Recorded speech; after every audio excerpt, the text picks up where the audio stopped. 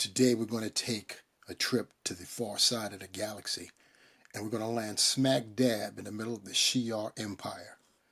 Today we're going to take a look at Deathbird and Calark, otherwise known as Gladiator. Let's go.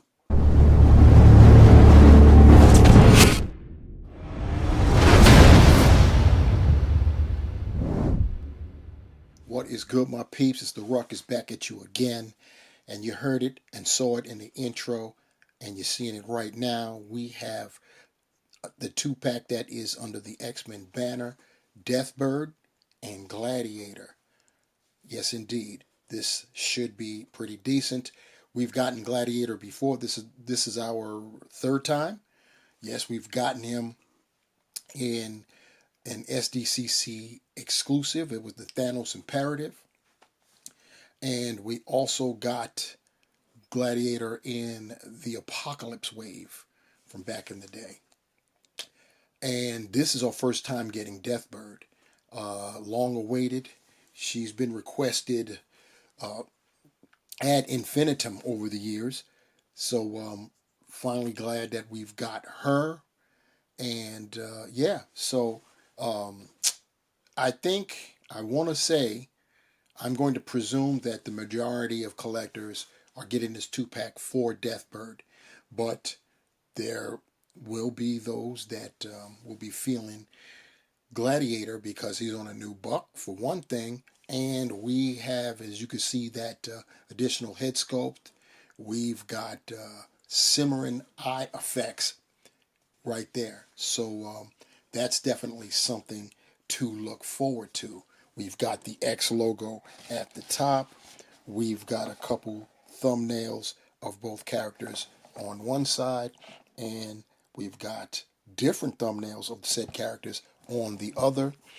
Then here on the rear, we have the artwork of both, and we do have a bio. Gladiator heads the legions of Imperial Guard in steadfast service to the Magistrix, a title sought by Deathbird, who frequently plots to overthrow her sister, Lalandra Neramani, as ruler of the spacefaring Shi'ar Empire. And for a while, that information about Deathbird was accurate. Not so much anymore. She actually serves the Empire now, and she did prior to her sister's demise years ago. She is like the personal bodyguard to her niece, Lalandra's daughter, called, I believe she's called Xandra. And she's not a bad guy anymore. As for Gladiator, he actually, for a minute or two, when there was a void in the throne, he actually ruled the Empire for a little while, though he was reluctant to do so, and was glad to give up the reins to Xandra when she came of age, and he went back to being the Praetor for the Imperial Guard. Getting them out of packaging, you see them in the clamshell, and as elated as I am about getting Deathbird, I am equally disappointed to see that she comes with, let's try to calculate. I think I've come to it. 0 accessories. Gladiator, we see he's got a pair of fists to go along with him, and of course that head sculpt that we will take a closer look at. Before we get into the figures, let's check out all those accessories that came with this two-pack, starting with Gladiator's fists. You can see that there. And then, of course, the Feast de Resistance.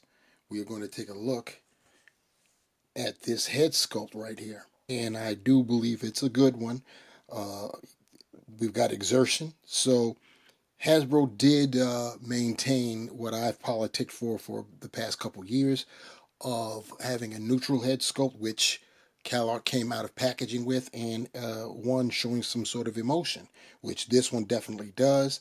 We have the emotion, and simultaneously we have a display of one of Gladiator's powers, which is he can he can emit, I want to say heat vision, but I'm not going to do it because I know that Gladiator is a Superman clone.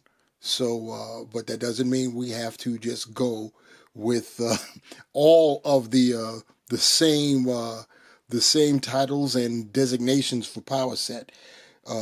He can emit intense heat from his eyes. We'll kick this off with Gladiator since we just got through showing that very nice head sculpt.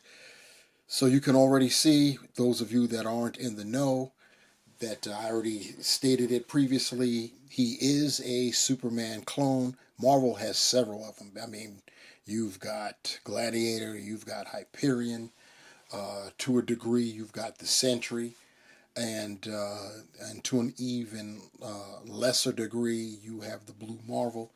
But you get what I'm trying to say. Oh, and I may as well put a bad guy in there. Well, Hyperion had two different iterations of bad guys, but there's also, when he's fully powered, Count Nefaria. Anyway, we've got Gladiator here in front of us. So you see, going right along with the Superman clone thing motif, he's sporting Soup's colors of blue and red. We've got yellow in there. Has to change him up a little bit. You know what I'm saying? And he's got the cape. Unlike Superman, he's got a flaring, flyaway collar going on there. And of course, Calark has the mohawk, which is remnants of his people. He is a what is known as a Strontian. And the wild thing about Strontians is they, as a race, all of them are crazy strong. Crazy strong. I don't know exactly what level of strength. I would probably, from the limited amount of depictions that they've shown, I would say Strontians are probably I'm going to go up as far as saying thing level strength, more than likely, from what I've seen. But then when you enter the Gladiator program, if you will, you undergo a transformation, and you gain all these crazy powers, and that includes additional super strength. So he is up there in a straight up class 100 level. This fool has done some incredible feats. They showed him upending the Baxter building one time, though they did say that the reason he was able to do that without the building itself crumbling was the building was being held together with psionic fields. But enough about that. I've already spent almost 3 minutes just giving you some backstory on Gladiator instead of getting into the figure. But once again, we're here to we're here to learn. So there are people out there that don't know what's going on. Anyway, this Gladiator is on a different body than the previous ones. The previous ones were on the Hyperion body mold. Speaking of Hyperion, and that was not a good buck. It was not a good buck at all, even for the time, But we've gotten an improvement here, so you can see what's going on. We do have the cape is the same as before, so that is one of the reuses, is the cape. There is nothing really going on in the rear, but that's about it. And everything is looking pretty nice and tight in terms of the paint. No jaggies where the detail is supposed to be, so I'm happy about that. As far as his articulation is concerned, his head is on a ball hinge. He can look up that far, which is great because Superman clone, you already know he's a flyer. You look down, he can look, oh boy, the cape gets in the way, but when you move the cape out the way, that's how far down he can look. The cape is removable, so you can take that off if you desire. Of course, you can go 360. going round and round, and you can get some attitude there. He's looking very stern there. And just in case, if you look at that mohawk real quick and you see that the actual buzz cut is black, but the mohawk is bluish with black, I would say black with blue highlights in reverse. Yeah, I was going to say blue with black highlights, but it's the other way around. So he can get you your T-pose that way. He does not have butterfly joints.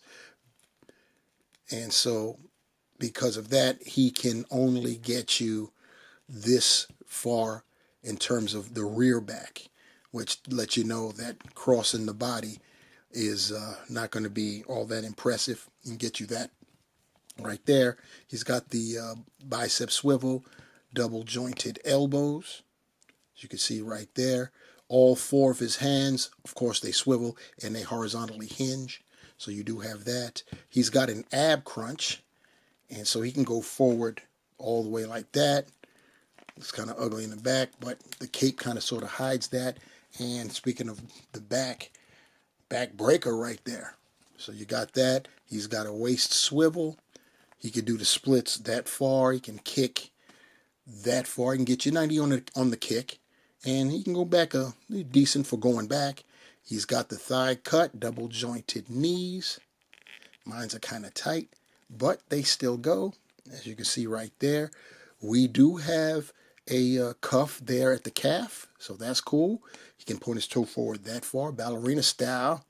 Go up that much, decent on that foot articulation. Nice ankle pivot, as you can see right there, and he's got holes at the bottom of his feet. That is our boy, Calark, a.k.a. Gladiator. Here he is with that other head sculpt, and it definitely looks good. You don't have to worry about breaking the blast effects because they're really soft and pliable. So you don't have to worry about that, and that's especially good considering when you're trying to put the heads on and take them off. You're going to be gripping the head, so you don't have to worry about the effects snapping off. And as far as applying the head sculpts, you will have to deal with trying to do it with the cape on as well. You can obviously do it, but it's not as easy as one would believe. Here we have our 2-pack Glad alongside the two previous iterations, the two previous versions of this character, both on the same buck. They were just repaints. On our left is the very first Gladiator that we got. This came in the SDCC exclusive Thanos Imperative. That was a 5-pack. Pretty nice. The box was nice as well. Packaging I'm talking about. And then on our right, we have Gladiator from the Apocalypse Build-A-Figure wave. You see the differences in the color schemes. Our SDCC version, pretty metallic with that blue, and the red is kind of dark, and the trim is more of a gold, and that goes for along the cape as well. On the right side, the red is a little bit brighter, not as bright as our current version, and the blue is just this dark blue, and we got yellow trim there, which is a little bit duller than the yellow that we got on our 2-pack. And now for what should be the highlight of this 2-pack. We'll see if that's the case momentarily. We're talking about Deathbird. Deathbird has she has, of course, a civilian name, if you want to say that, but I'm not even going to attempt to pronounce it because I already know I'm going to butcher it. But be that as it may, we know her as Deathbird, and that's what we got this time. She is very nice, purplish motif there. You gotta love it. The purple, and of course, that headdress is just bananas. In fact, let's take a look at that headdress right now. Saying bananas. She's got the I guess we could call it hair, but it's not really hair. It feathers. The Shi'ar they are an avian race. They descended from bird-like creatures. So they still retain a lot of avian characteristics, i.e., feathering instead of fur or hair. So that's what that is back there. It's not really hair. Her uh, what she got going on back there, those are feathers. And then of course she's got the head dress going on, looking nice. That's purple. She the that grin. I'm telling you, sinister. We could have definitely used another head sculpt here. A neutral one would have been great, you know. But we didn't get that. She didn't come with anything. I'm still tripping off of that. Anyway, you could see the sides right there. Pretty cool. I'm going to turn to the back, and you can kind of sort of see more detail. This is straight black. It would have been nice if we got some sort of wash so you can see the contrast with the her plumage. That's what we have to call that. But yeah, that's what's going on with her head sculpt. As far as the rest, she's got the cape. And it's wild because Deathbird can actually fly. I don't think they've shown. I don't recall her flying in like the last decade or so. But she started out. She was a flyer and had bona fide wings. As I stated, she and her whole race, they're avian, and she was actually a throwback. Basically a Shi'ar mutant, if you want to go that far, where she actually had wings and retained them. And then when she became an X-Men character, those wings were replaced with these conduits, these tubes. And for the life of me, I still don't know what they're for, but they look good, great design as far as in the comics concerned. In terms of translating that for an action figure, not so much because you can already see how they pull. That's going to interfere with articulation. But we'll get to that momentarily. The skin parts of her are painted well, and the rest are purple. She's got a different shade of purple for her boots, which are kind of shiny. Not necessarily metallic, but they do have a sheen to them, as well as her forearm gauntlets there. And of course, the conduits, the tubes, they've got a silvery gleam to them. They still look kind of plasticky, but not as much as we've seen in the past. And of course, it crosses her chest. And it's plugged into right there. Her cape is affixed to her, so you can't remove it. So you got to keep that in mind as well. Nice painted nails there, so that's cool. As far as her articulation is concerned, she's on a dumbbell, her head, and she can go up that far. Hopefully, if you want to put her in some type of flight pose, that will have to work. Hopefully, when we get to the torso articulation, her back will go far enough to help accommodate that. She can look down that far. She can go round and round, and she can give you some serious attitude, which goes great with that grin she's got going on and those pupilless eyes. Now, because that cape can't come off, this is the most you're going to get in terms of the T-pose. The cape is favoring her left shoulder more than the right, so her right will actually give you more in terms of trying to get it the T-pose going on. You already know because of that and because of the conduit, the going back is no bueno. You do get the bicep swivel. She does have double jointed elbows, and you see what you're getting with the conduit. You have to be very careful with that. She has her wrists can swivel horizontal. I mean, they swivel and they move in and out horizontally. Now for that torso, she can go forward almost none, to be expected with the female characters. As far as going back, she can go back, so that definitely helps if you want to get her into some kind of flying pose. And it's a diaphragm, so she's getting all of that. She can go left, right with that, and side to side with it. No waist swivel. She can do the splits that far. She can get you 90 with the kick, go back that much. She's got the thigh cut, double jointed knees. So you got that going on. You get no calf swivels with the females most of the time, and that holds true this go around. She can pointed toe ballerina style, go up. She can get more going up that far. You can do the ankle pivot, and there are those holes at the bottom of her feet. And once again, we get no accessories with this girl. It would have been nice to get another head sculpt. I believe if I trace back my memory banks, she used to hurl spears of some kind. You know what I'm saying? We could have gotten those too, but no going. And as most of you know, we have recently gotten Lilandra in a 2-pack celebrating Wolverine's 50th anniversary.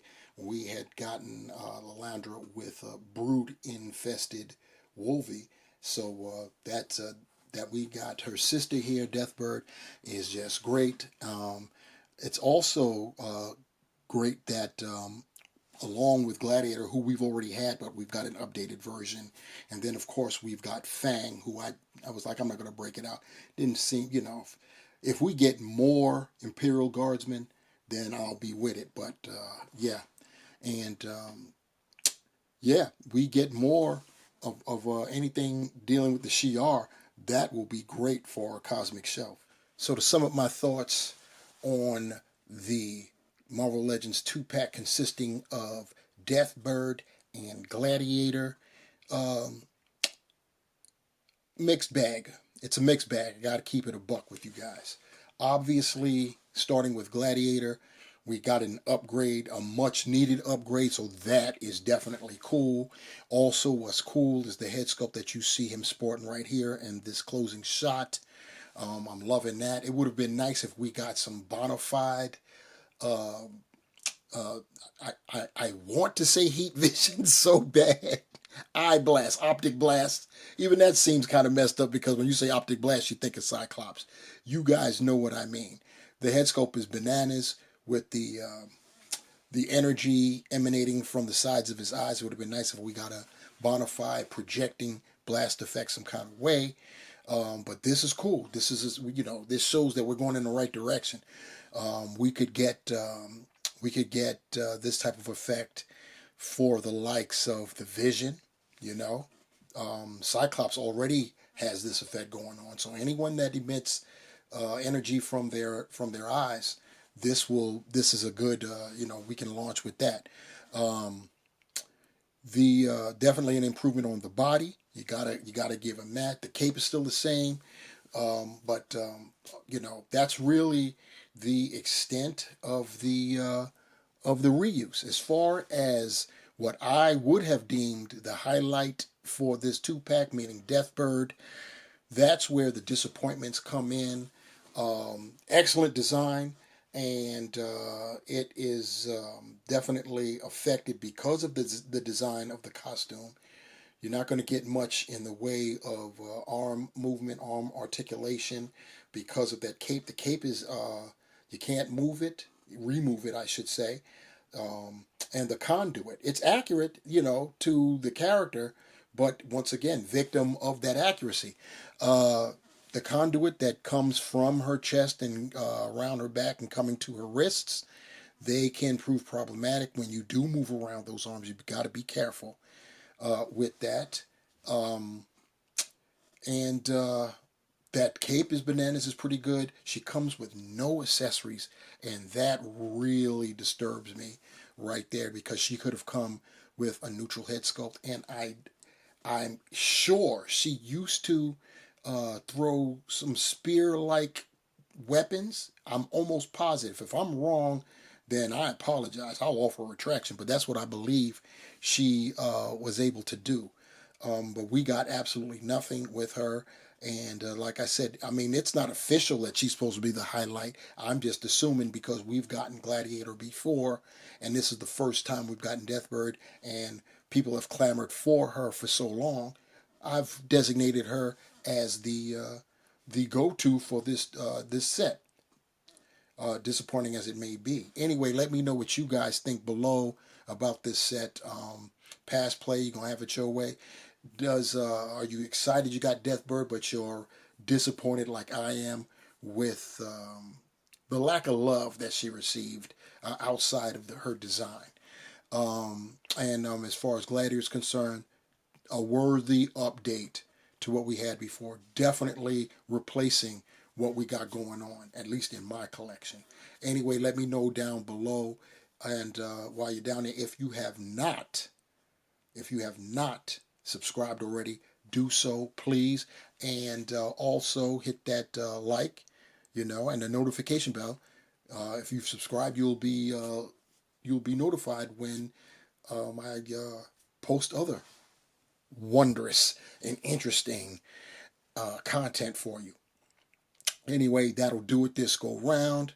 We went cosmic. It's time for us to come back down to earth and carry on. You know what I'm saying? So until next time, peace.